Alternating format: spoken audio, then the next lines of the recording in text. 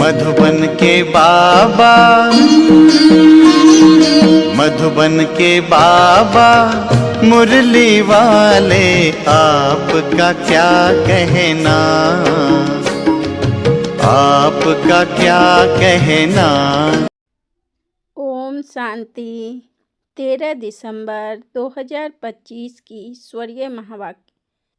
मुरली का सार। मीठे बच्चे, तुम्हारी यह ईश्वरीय मिशन है। तुम सबको ईश्वर का बनाकर उन्हें बेहद का वर्षा दिलाते हो। मीठे बच्चे, तुम्हारी यह ईश्वरीय मिशन है। तुम सबको ईश्वर का बनाकर उन्हें बेहद का वर्षा दिलाते हो। प्रश्न, कर्मेंद्रियों की चंचलता समाप्त कब होगी?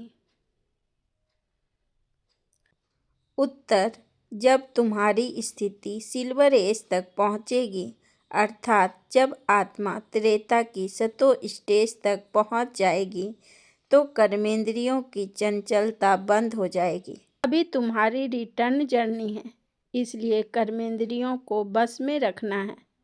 कोई भी छिपाकर ऐसा कर्म नहीं करना जो आत्मा पतित बन जाए। अविनाशी सर्जन तुम्हें जो परहेज बता रहे हैं उस पर चलते रहो।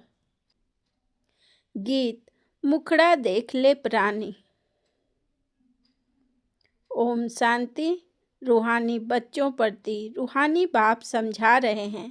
न सिर्फ तुम बच्चों को, जो भी रूहानी बच्चे प्रजापिता ब्रह्मा मुख वंशावली हैं, वह जानते हैं हम ब्राह्मणों को ही बाप समझाते हैं। पहले तुम शूद्र थे, फिर आकर ब्राह्मण बने हो। बाप ने वर्णों का भी हिसाब समझाया है। दुनिया में वर्णों को भी समझते नहीं, सिर्फ गायन है। अभी तुम ब्राह्मण वर्ण के हो, फिर देवता वर्ण के बनेंगे। विचार करो, यह बात राइट है? जज योर सेल्फ। हमारी बात सुनो और भेंट करो। शास्त्र जो जन्म जन्मांतर सुने हैं और जो ज्ञान सागर बाप समझाते हैं, उनकी भेंट करो। राइट क्या है? ब्राह्मण धर्म अथवा कुल बिल्कुल भूले हुए हैं। तुम्हारे पास विराट रूप का भी चित्र राइट बना हुआ है, इस पर समझाया जाता है। बाकी इतनी भुजाओं वाले चित्र जो बनाए हैं और देवियों को हथियार आदि बैठ दिखाए हैं, वह सब है रॉन्ग। यह भक्ति मार्ग के चित्र हैं। इन आँखों से सब देखते हैं परंतु समझते नहीं। कोई के ऑक्यूपेशन का पता ही नहीं। अभी तुम बच्चों को अपनी आत्मा का पता पड़ा है और 84 जन्मों का भी मालूम पड़ा है। जैसे बाप तुम बच्चों को समझाते हैं, तुमको फिर औरों को समझाना है। सिर्फ बाबा तो सबके पास नहीं जाएंगे, जरूर बाप के मददगार चाहिए ना। इसलिए तुम्हारी है ईश्वरीय मिशन। तुम सबको ईश्वर का बनाते हो, समझाते हो। वह हम आत्माओं का बेहद का बाप है, उनसे बेहद का वर्षा मिलेगा। जैसे लौकिक बाप को याद किया जाता है, उनसे भी जास्ती परलौकिक बाप को याद करना पड़े। लौकिक बाप तो अल्पकाल के लिए सुख देते हैं, बेहद का बाप बेहद का सुख देते हैं। यह अभी आत्माओं को ज्ञान मिलता है। अभी तुम जानते हो 3 बाप हैं, लौकिक, परलौकिक और अलौकिक। बेहद का बाप अलौकिक बाप दूसरा तुमको समझा रहे हैं। इस बाप को कोई भी जानते नहीं। ब्रह्मा की बायोग्राफी का किसको पता नहीं है? उनका ऑक्यूपेशन भी जानना चाहिए ना।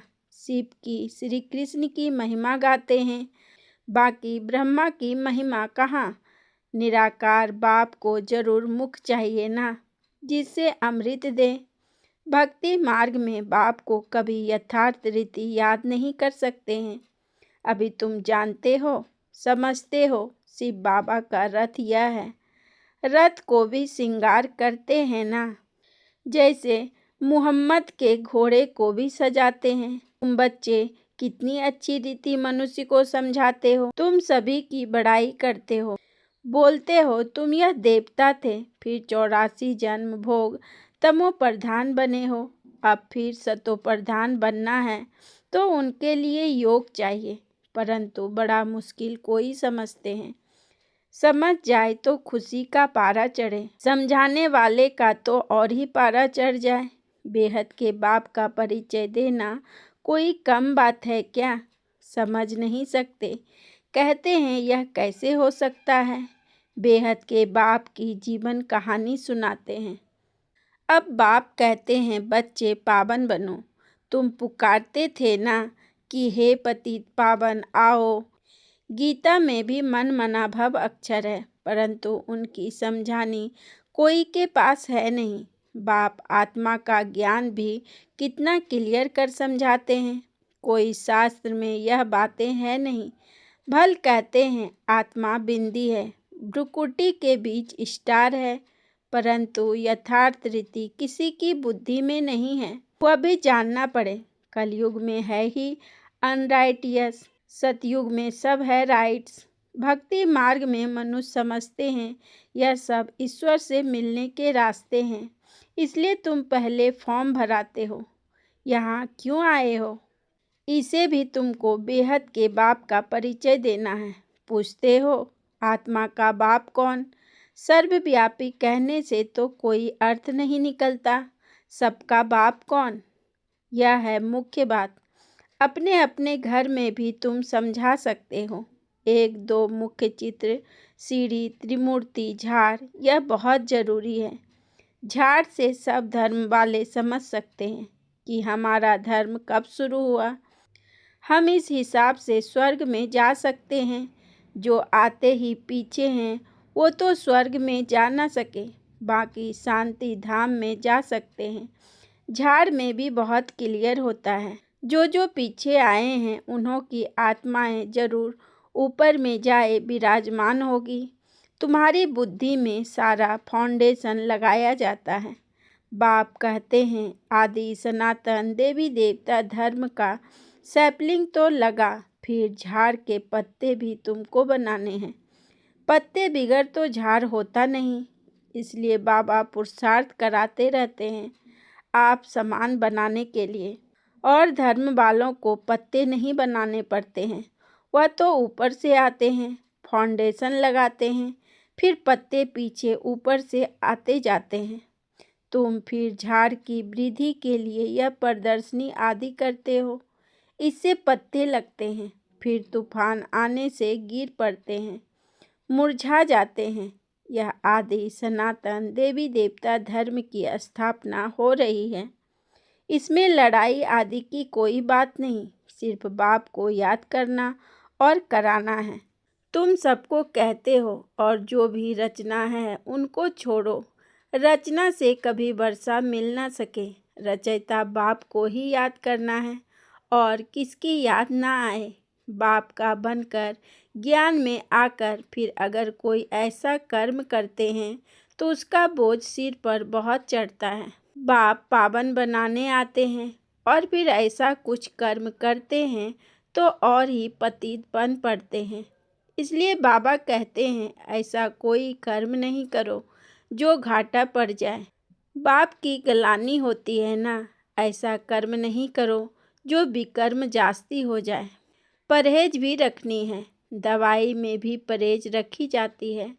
डॉक्टर कहे यह खटाई आदि नहीं खाना है तो मानना चाहिए। कर्मेंद्रियों को बस करना पड़ता है। अगर छिपा कर खाते रहेंगे तो फिर दवाई का असर नहीं होगा। इसको कहा जाता है आस्तिक। बाप भी शिक्षा देते हैं यह नहीं करो। सर्जन है ना, लिखते हैं बाबा मन में संकल्प बहुत आते हैं, खबरदार रहना। गंदे स्वप्न मनसा में संकल्प आदि बहुत आएंगे, इससे डरना नहीं। सतयुग त्रेता में यह बातें होती नहीं। तुम जितना आगे नज़दीक होते जाएंगे, सिल्वर एज तक पहुंच जाएंगे, तब कर्मेंद्रियों की चंचलता बंद हो जाएगी, कर्मेंद्रियां बस हो जाएगी। सतयुग त्रेता में बस थी ना, जब उस त्रेता की अवस्था तक आओ तब बस होगी। फिर सतयुग की अवस्था में आएंगे तो सतो प्रधान बन जाएंगे। फिर सब कर्मेंद्रियां पूरी बस हो जाएगी। कर्मेंद्रियां बस थी ना, नई बात थोड़े ही है। आज कर्मेंद्रियां के बस हैं, कल फिर पुरुषार्थ कर कर्मेंद्रियों को बस कर लेते हैं। वह तो 84 जन्मों में उतरते आए हैं, अभी रिटर्न जर्नी है। सबको सतोप्रधान अवस्था में जाना है, अपना चार्ट देखना है। हमने कितने पाप कितने पुण्य किए हैं। बाप को याद करते करते आयरन एज से सिल्वर एज तक पहुंच जाएंगे तो कर्मेंद्रियां बस हो जाएगी। फिर तुमको महसूस होगा अभी कोई तूफान नहीं आते हैं, वह भी अवस्था आएगी, फिर गोल्डन एज में चले जाएंगे। मेहनत कर पावन बनने से खुशी का पारा भी चढ़ेगा। जो भी आते हैं उनको समझाना है कैसे तुमने 84 जन्म लिए हैं। जिसने 84 जन्म लिए हैं वही समझेंगे, कहेंगे अब बाप को याद कर मालिक बनना है। 84 जन्म नहीं समझते हो तो शायद राजाई के मालिक नहीं बने होंगे। हम तो हिम्मत दिलाते हैं, अच्छा बात सुनाते हैं, तुम नीचे गिर पड़ते हो। जिसने 84 जन्म लिए होंगे उनको झट स्मृति आएगी। बाप कहते हैं तुम शांति धाम में पवित्र तो थे ना, अब फिर तुमको शांति धाम सुख धाम में जाने का रास्ता बताते हैं और कोई भी रास्ता बता ना सके। शांति धाम में भी पावन आत्माएं ही जा सकेगी। जितना खाद निकलती जाएगी उतना ऊंच पद मिलेगा। जो जितना पुरुषार्थ करेंगे, हर एक के पुरुषार्थ को तो तुम देख रहे हो। बाबा भी बहुत अच्छी मदद करता है। यह तो जैसे पुराना बच्चा है, हर एक की नब्ज को समझते हो ना। सयाने जो होंगे वह झट समझ जाएंगे। बेहद का बाप है, उनसे जरूर स्वर्ग का वर्षा मिलना चाहिए। मिला था, अब नहीं है, फिर मिल रहा है। एम ऑब्जेक्ट सामने खड़ा है। बाप ने जब स्वर्ग की स्थापना की थी तुम स्वर्ग के मालिक थे, फिर 84 जन्म ले नीचे उतरते आए हो। अभी है यह तुम्हारा अंतिम जन्म। हिस्ट्री रिपीट तो जरूर करेगी ना। तुम सारा 84 जन्मों का हिसाब बताते हो।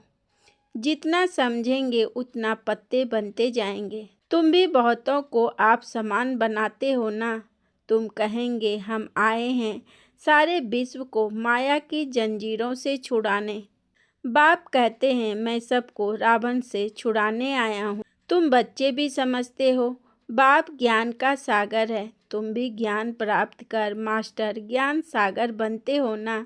ज्ञान अलग है, भक्ति अलग है। तुम जानते हो भारत का प्राचीन राजयोग बाप ही सिखलाते हैं, कोई मनुष्य सिखला नहीं सकते। परंतु यह बात सबको कैसे बताएं।